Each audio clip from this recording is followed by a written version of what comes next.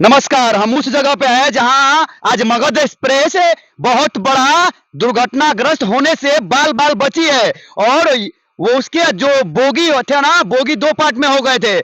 Engine हो गया था आगे, और पीछे S6 के बाद S7 S8 S9 वो अलग हो गया था, यानी उसका बोगी दो पार्ट में हो गया था। और ये घटना धरौली जो हाल्ट पड़ता है ना, उसके ठीक आगे हुआ था। और ये सुबह 11:10 पे ये घटना हुआ था। मगध एक्सप्रेस दिल्ली से इस्लामपुर जा रही थी। 20,802 डाउन गाड़ी का नंबर था। और वो इसी रूट से, ये जो मैं रूट से दिखा रहा हूं आपको, ये रूट पड़ता है पटना मुगल सराय जाता है। ये मेन लाइन पड़ता है, पटना मुगल सराय होते हुए डायरेक्ट दिल्ली जाता है। और ये वही रोड है यहाँ से मगध एक्सप्रेस सुबह में गुजर रही थी। और गुजरने के क्रम में उसका जो बोगी होता है वो अलग हो जाता है, दो पार्ट में हो जाता है। मगध एक्सप्रेस का जो गति था ना, वो धीमे था। अगर वही गति तेज रफ्तार में ट्रेन होती तो आज कम से कम उस ट्रेन का इतना बहुत बड़ा भयंकर एक्सीडेंट हुआ होता कि इसकी व्याख्या नहीं की जा सकती है। और ये उसका जो दो दो दो पार्ट में जो वो बोगी अलग हुआ ना, वो इसी जगह पे अलग हुआ था। और यहीं से उसको जो बोगी अलग होने के बाद ठीक 1 घंटे के बाद सारा व्यवस्था ठीक किया गया। रेलवे के लोग आए, रेलवे के कर्मचारी लोग आए, अधिकारी लोग आए। और 11:10 पे ये कांड हुआ था। और 12 से 1 के बीच में सब चीज ठीक करके बोगी को फिर आपस में जोड़ के ट्रेन को यहाँ से रवाना किया गया। मुझे आते समय लेट हो गया था, मैं कहीं और न्यूज बना रहा था। पता चला तो मैं उसी जगह पर आया हूँ। और ये वही जगह है जहाँ पे मगध एक्सप्रेस का दोनों बोगी अलग हो गया था। अलग होने का कारण ये था कि जहाँ पे ज्वाइंट होता है ना, उस ज्वाइंट पे ढंग से जो मगध एक्सप्रेस के देखने वाले लोग थे, कर्मचारी थे, वो ढंग से उसको जोड़ नहीं पाए थे। और वो जो ज्वाइंट था वो अलग हो गया। और इसी रेलवे लाइन पे ये पटना जाता है, रेलवे ये पटना की तरफ जाता है इधर, और इधर जाएगा मुगल सराय की तरफ। वो लाइन जाएगा मुगल सराय की तरफ, और ये जाएगा पटना की तरफ। और ये पटना की तरफ जा रहा था। और इसी जगह पे मगध एक्सप्रेस का जो बोगी होता है वो दो पार्टों में अलग हो जाता है। ट्रेन का रफ्तार बहुत धीमा था, इसलिए बोगी अलग होने के बाद कुछ दूर चलने के बाद अपने आप रुक जाता है। अगर ट्रेन का रफ्तार तेज होता तो पता है क्या होता, बोगी तो इंजन तो आगे जा रहा था, बोगी पता चलता कि बोगी को मुड़ाने वाला कोई जगह नहीं है, तो बोगी अपने आप पटरिया से, ये रेलवा का जो पटरिया है ना, पटरिया से उतर जाता। उतरने के बाद अब कितना रेल का बोगी नीचे ढबाढब गिरता मालूम नहीं था। तो मैं पूछना चाहता हूं रेलवे के अधिकारियों से कि बार बार आए दिन भारत में हर जगह पे ये कांड क्यों हो रहा है, और ऐसा लापरवाही क्यों हो रहा है कि कहीं पे ट्रेन का बोगी खुल जा रहा है, कहीं पे ट्रेन के पटरी से उतर जा रही है, और कहीं पे ट्रेन पलटी मार जा रही है। और ये सिर्फ अभी लगातार 2 सालों से ये सिलसिला चलते आ रहा है। क्यों हो रहा है? मुझे तो लग रहा है कि जो पैसा देकर बहाली किए गए हैं, घुसखोर लोग, घुस पे बहाली किए जाते हैं, उन्हीं लोगों के चलते ये सब काम हो रहा है। क्योंकि कर्मचारी और अधिकारी सही से काम करते ना तो ऐसा हाल नहीं होता। और जो भारत में ट्रेन हर सप्ताह कहीं ना कहीं न्यूज सुनने को मिल जा रहा है कि भारत में ट्रेन उस जगह पटरी से उतर गई है, और उस जगह पे पटरी से नीचे गिर गई है। और देख लीजिए ये वही जगह है, और मैं यहाँ से आपको लाइव दिखा रहा हूँ। ट्रेन को यहाँ से रवाना किया जा चुका है। और ये धरौली हाल्ट से, वीर कुंवर सिंह धरौली जो हाल्ट है, वहां से 1 किलोमीटर आगे पड़ेगा ये जगह। और यही इसी जगह पे मगध एक्सप्रेस का बोगिया अलग हो गया था। भगवान का शुक्र है कि ट्रेन धीमी थी, जिससे कुछ भी कहीं भी ना ट्रेन को कुछ नुकसान हुआ और ना उसे ट्रेन में बैठे पब्लिक को। हाँ, पब्लिक डर गए थे, और डरने के क्रम में ट्रेन में अफरा तफरी मच गया था। क्योंकि जो ट्रेन का बोगी जब अलग हो जाएगा ना, तो उस ट्रेन में जो पब्लिक बैठे रहेगा ना, उसको खुद डर पैदा हो जाएगा। तो मैं रेलवे के अधिकारियों से बोलना चाहता हूं, और रेल मंत्री आपसे बोलना चाहता हूं कि ये जो मगध एक्सप्रेस में आज जो डिप्टी में थे, उनका जांच किया जाए, और जांच करने के बाद उनके ऊपर एक्शन का कार्रवाई किया जाए, ताकि ऐसा दोबारा गलती ये चुतिये लोग ना कर सके। गाली आ रहा है मुंह से, क्योंकि आज भगवान ने उन पैसेंजरों का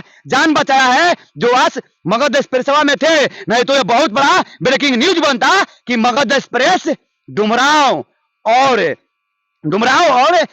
आरा के बीच में क्या की है, बोगी उसका उलट गया है और आज ब्रेकिंग न्यूज बनता कि 1000 से ज्यादा लोग मारे जा चुके हैं। लेकिन ऐसा नहीं हुआ, भगवान ने बचा लिया। ट्रेन का रफ्तार धीमा था, जो सिर्फ इस पटरिये पे ही बोगी खुलने के बाद ट्रेनवा इस पटरिये पे ही रुक गई।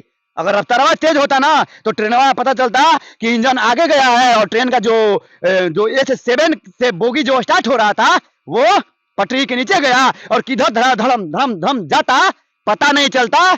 और इन सब का जिम्मेदार उस ट्रेन के मगध में जो आज कार्यरत कर्मचारी थे उन लोगों का है। अगर रेल मंत्री जी आपके अंदर थोड़ा सा भी शर्म होगा, थोड़ा से भी आपके अंदर काम करने का भावना होगा तो अपने आज के डेट में जो मगध एक्सप्रेस में लोग काम कर रहे थे, जो मगध एक्सप्रेस में लोग ड्यूटी पे थे, सबका जांच कीजिए और उन सबको सिखाइए कि ड्यूटी कैसे किया जाता है। नहीं तो सबको घर भेजिए। वैसे लोगों की जरूरत नहीं है जिन लोगों के चलते ट्रेन बहुत बड़ा दुर्घटनाग्रस्त हो जाए। और मैं आपको दिखा रहा हूं वीडियो के माध्यम से कि इसी जगह पे मगध एक्सप्रेस बाल बाल बची एक भयंकर दुर्घटनाग्रस्त होने से। और ये सारा का सारा दोष रेलवे के अधिकारियों को जाता है, रेलवे के कर्मचारियों को जाता है। ये लोग सही ढंग से अभी काम नहीं कर रहे हैं आने वाले 2-3 साल से, इसलिए भारत में हर जगह पे ट्रेन का भयंकर एक्सीडेंट हो रहा है और लोग मर रहे हैं। और मैं लोगों से भी अपील करना चाहता हूं कि आप एक बार ट्रेनवा के ऊपर चढ़ने से पहले आप लोग भी एक बार अपने आंखों से ट्रेन का बोगिया देख लीजिए और ट्रेन में जहां ज्वाइंटवा हो रहा है वो देख लीजिए। और रेलवे लाइन का जो पटरिया है ना, ये इस पटरिया को देख लीजिए कि पटरिया पे कहीं ऐसा सामान तो नहीं रखा है ना कि जिससे ट्रेन का जो चक्का है वो नीचे उतर जाए। आप लोगों को भी जिम्मेदारी बनता है, जो पैसेंजर बैठा रहता है, आप लोग भी जिम्मेदारी बन रहा है कि आप लोग भी चेक करके ही सारा चीज करिए। नहीं तो इन निठल्ले अधिकारियों और निठल्ले कर्मचारियों के बदौलत आप ट्रेन में सफर करेंगे ना तो आप अपना मौत लेकर सफर कर रहे हैं और पता नहीं है कि अगला कदम में ट्रेनवा यहां से अगले बार कहां जाएगी और कहां जाके पलटी मार जाएगी। इन्हीं लोगों के चलते। और ये सभी के सभी अनुकंपा पे बहाल हुए हैं और ये सभी के सभी घूस दे के ट्रेन के रेलवे का नौकरी कर रहे हैं। नहीं तो अगर पढ़ लिख के ये गए होते तो आज ये सबसे बड़ा जो बोगी खुला है ना मगध एक्सप्रेस का, ये नहीं खुलता। और ऐसे ऐसे लोगों का बहाली है ना रोका जाए, क्योंकि इन्हीं लोगों के चलते भारत में हर 15वें दिन पे ट्रेन एक्सीडेंट हो रहा है जिसमें लोगों का जान जा रहा है। और मैं वहां से दिखा रहा हूं, इसी लाइन पे मगधवा जा रही थी और इसी लाइन पे मगधवा जाने के क्रम में उसका बोगिया 2 पार्ट में अलग हो गया था। मैं इतना ही बताना चाहता हूं कि आज मगध एक्सप्रेस में जो भी ड्यूटी में थे उन सभी के ऊपर कार्रवाई किया जाए ताकि ऐसा गलती न हो। अगर ट्रेन का रफ्तार आज तेज होता तो मैं हकीकत गारंटी के साथ बोल रहा हूं कि आज मगध कम से कम 1 से 2 हजार लोगों का जान ले लेती।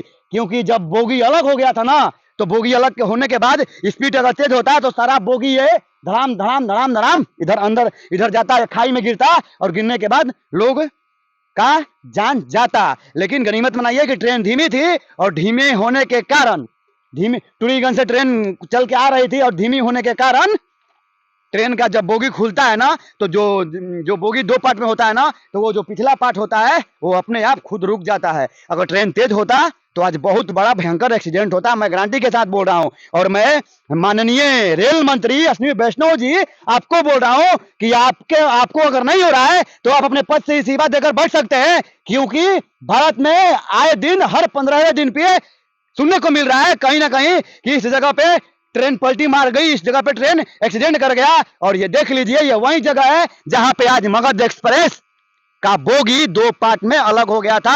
और बहुत बड़ा भगवान का शुक्रगुजार मनाना चाहिए कि आज बहुत भयंकर एक्सीडेंट होने से बच गया।